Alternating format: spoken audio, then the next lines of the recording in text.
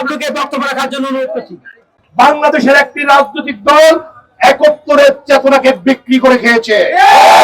তাদের পরিণতি আজকে তারা ইন্ডিয়া পালিয়ে গিয়েছে। আর একটি রাজনৈতিক দল এবং রাজনৈতিক গোষ্ঠী একত্র হয়েছে ২৪-এর চেতনাকে বিক্রি করে খাওয়ার জন্য।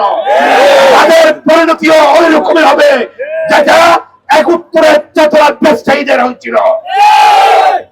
আমরা ৫ আগস্ট পূর্ববর্তী সকল হত্যার বিচার দাবি করছি। পাশাপাশি ৫ই আগস্ট পরবর্তী মবের নামে যে সকল হত্যাকাণ্ড একটি বিশেষ রাজনৈতিক দল বিভিন্ন আমাদের ছাত্রদল যুবদলের নেতৃবৃন্দকে হত্যার মাধ্যমে ঘটিয়েছে, আমরা সেই সকল হত্যাকাণ্ডের বিচার দাবি করি। গত ২ দিন আগে খুলনায় আমাদের যুবদল নেতাকে হত্যা করা হয়েছে। জামাত শিবিরের প্রকাশ্য ইন্ধনে এই হত্যাকাণ্ড সংঘটিত হয়েছে। প্রশাসনকে বলবো এই হত্যাকাণ্ডের আসামিদের গ্রেফতারের মাধ্যমে সমুচিত বিচার যেন ব্যবস্থা করা হয়।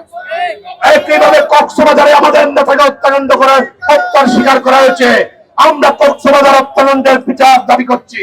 ভাষায় জানিয়ে দিতে চাই, আমাদের প্রতিযোগী সংগঠন মনে করি আমরা জামাত ইসলামকে, আমরা তাদের সাথে প্রতিহিংসা করতে চাই না। কিন্তু আজকে স্পষ্ট ভাষায় আপনাদেরকে বলতে চাই, আমরা আপনারা প্রতিযোগিতার জায়গায় আমাদেরকে রাখেন নয়, আপনারা প্রতিহিংসার জায়গায় আপনারা আপনাদেরকে নিয়ে গেছেন। আমাদের সন্তান তুল্য এনসিপি যে সমাজ ছেলেরা, এই সমস্ত ছেলেরা জীবন দিয়েছে, তাদের আত্মার মাগফিরাত কামনা করি। যারা আহত হয়েছে তাদের প্রতি সমবেদনা জ্ঞাপন করি।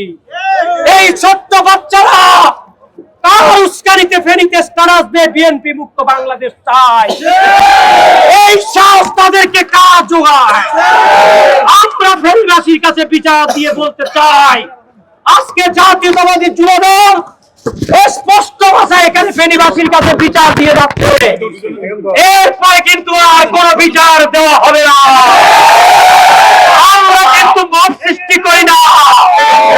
আমি স্পষ্ট ভাষায় বলতে চাই, বিলোনিয়া সীমান্ত থেকে সরিঞ্জিমান পর্যন্ত, মৌরি বাজার থেকে সেবারাত পর্যন্ত এই ফেনীর এরিয়া, প্রতিদিন সকাল থেকে ঘুম থেকে উঠে ঘুম যাওয়া পর্যন্ত আমাদের প্রতিযোগী সংগঠন জামাত ইসলাম এবং শিবিরের ভাইরা কয় হাজার পোস্ট আমাদের বিরুদ্ধে করেন।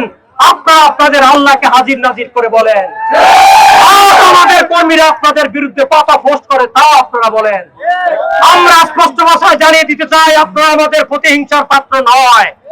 তবে স্পষ্ট ভাষায় বলতে চাই, ১০০টা সংগঠনের নামে নয়, এনসিপি, জামাত ইসলামী, ছাত্র শিবির, ইসলামী সংঘ, অমুক সংঘ, রক্তব্রাণ্ড, ১০০টা সংগঠন আছে। সব সংগঠন একত্রিত হয়ে বিএনপির সাথে প্রতিযোগিতা করেন, আমাদের কোনো সমস্যা নাই। সবাই একত্রিত হয়ে যান, আমরা আপনাদের সাথে ভোট যুদ্ধে নামার জন্য প্রস্তুত রয়েছি। আমরা সাংগঠনিকভাবে আপনাদেরকে মোকাবেলা করার জন্য প্রস্তুত রয়েছি। আমাদের ভাইদেরকে হত্যা করবেন পরিকল্পিতভাবে, মব সৃষ্টি করবেন আমাদের বিরুদ্ধে, আপনারা এই ফেনীর মাটিতে দাঁড়িয়ে কে আপনাদেরকে সাহস দেয় যে বিএনপি মুক্ত বাংলাদেশ চাই? এই ছেলের বয়স কত বছর হয়েছে?